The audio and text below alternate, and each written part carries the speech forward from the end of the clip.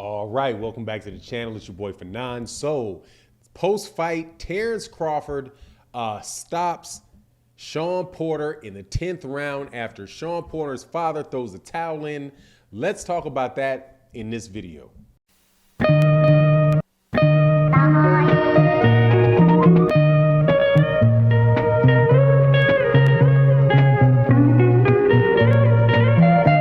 All right, welcome back to the channel. It's your boy Fanon. Make sure you hit the like button, subscribe button, all that good stuff. I like being right. In my prediction video, which was clearly labeled prediction video, I had predicted that the fight was going to be an 11th round knockout for Terence Crawford in a fight that I thought would be an instant classic.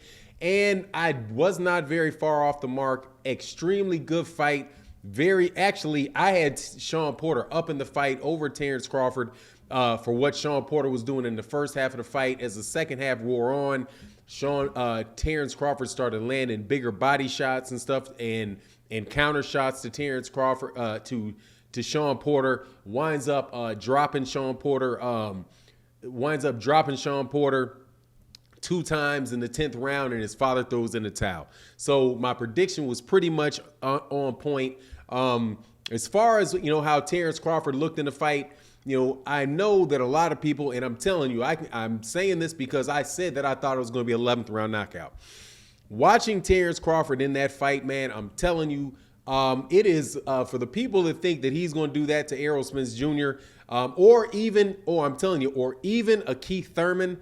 I don't believe so, dude. I'm telling you, I think that fight with Errol Spence Jr., Terence Crawford, is going to be very, very difficult on Terence Crawford. He was getting hit pretty consistently. Shawn Porter saw his combination, saw what he was doing well. It just so happened that just over time, the big shots started getting to Shawn Porter. And, Shawn Porter started getting more aggressive. And once he started leaning in with his head in, bowling forward, Terence Crawford started catching him leaning in. I don't see that happening with a guy like Errol Spence Jr., who is a lot more fundamentally sound, who is always in position to hit, doesn't really have any of the flaws that Shawn Porter has. Going into the fight, I said that, Shawn Porter is very, very good, rough fighter, smart fighter, but he's not the most polished guy in the world, and I think that really showed itself in that fight. I didn't particularly like the stoppage, to tell you the truth. I think that his father would just kind of jump the gun on it a little bit. And if Shawn Porter wanted to survive for that fight, I think Shawn Porter probably could have survived for the 12 rounds if he wanted to if his father had given him a chance to do it. He probably could have boxed from the outside, did enough, to carry on for 12 rounds. But his father said no. In the post-fight interview, Kenny Porter said that it was asked why he stopped the fight. Kenny Porter said, well, I stopped it because of the preparation of Shawn Porter going into this fight. He said that he didn't believe that Shawn Porter had done what he had asked him to do as far as training and getting in the best shape that he could be in for the fight. That as the fight went on, Shawn Porter wound up getting hurt. He could see that he got hurt. He didn't have the conditioning, and as a result of not having the conditioning and things, he felt like his son wasn't going to be able to defend himself. And so consequently, he stopped the fight. Also, if you listen to some other predictions that were made of the fight,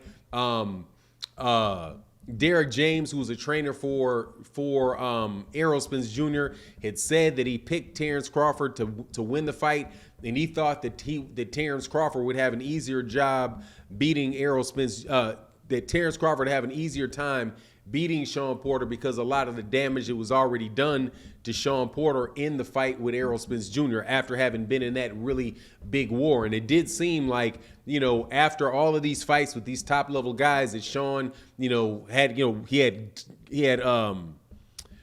scar tissue over his eyes. So that cut pretty easily, in the beginning of the fight with a headbutt. And he looked like he was just kind of getting worn down. But I'm going to tell you, Terence Crawford for sure is an excellent fighter. I'm really happy that he took this fight. This is, and I'm going to say what I said before. If he was able to actually knock out and stop Shawn Porter, I would say that dude deserves to be considered the number one pound for pound fighter in the world, because nobody else has done that to Shawn Porter. Although Shawn Porter has been in a lot of wars, nobody was actually able, to stop him and hurt him that badly. And I don't know if that is, I think, I don't know if that makes Terence Crawford the number one welterweight in the world, because I still don't think that's the case. I think that he actually would have to do something. I mean, to surpass Errol Spence Jr., he's going to have to do something like, he's going to have to beat Errol Spence Jr. to do that, because what he did today was he essentially beat a guy that Errol Spence Jr. had beaten, and beat a guy that Errol Spence Jr. had already taken a lot out of in an absolute brutal war. Now, Terence Crawford going forward, there was a rumor that was out there that Errol Spence Jr. was going to get into the ring and call him out. Ellie Sethback asked Terence Crawford, said, hey man, asked Errol Spence as Errol Spence was leaving, hey, why didn't you get in the ring? Or, do you think it'd be good to get in the ring and call him out? He said, look, man, ESPN wasn't going to let me do that. I listened to the commentary when Terence Crawford found out that Errol was there. He was like, he said, that boy came to my fight. I haven't seen anybody. I've not seen, I didn't think he came to any of my fights. But, then he starts talking about how, saying who's the best welterweight in the world, right, and all that stuff. So, it's just going to be real interesting, man. Errol was walking out, and Ellie Sethback also asked him, it's like, do you think you'll be fighting Terence Crawford next? And he said, I don't know. We'll see. So, he wasn't giving anything up in that regard. He did express dissatisfaction with the fact that the fight was stopped so quick, because he's like, man, he wasn't hurt that bad. How you going to be that bad and throwing a towel? He should have been given the opportunity to go out on the sword, man. Now, on another connection, it's why I like Deontay Wilder, man, because Deontay Wilder, even though Tyson Fury had him completely out on his feet, that dude continued to fight, continued to push forward, and said, I want to go out on my shield. It's a different scenario where you have your father there, and the father's like, look, man, I gotta protect my kid. He's gonna maybe mad at me tomorrow for stopping this fight, but I'm not gonna let him take a ton of punishment from Terence Crawford when Terence Crawford gets to running downhill. And it was probably a good idea from a father point of view. As far as my point of view, I think for sure Shawn Porter was very, very awake. He pounded the ground. He got up mad and upset that he got knocked down. He didn't behave like somebody that was out on his feet, or somebody that could not continue fighting. So, I would have preferred to see it go to the 11th round, so that my prediction would have been spot on for everybody that wanted to complain about my title, even though that title is exactly what happened.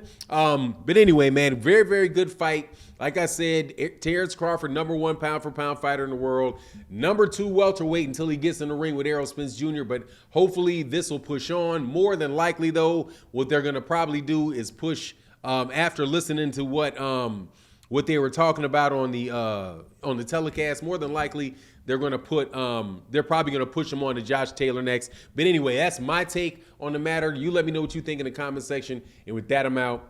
Peace.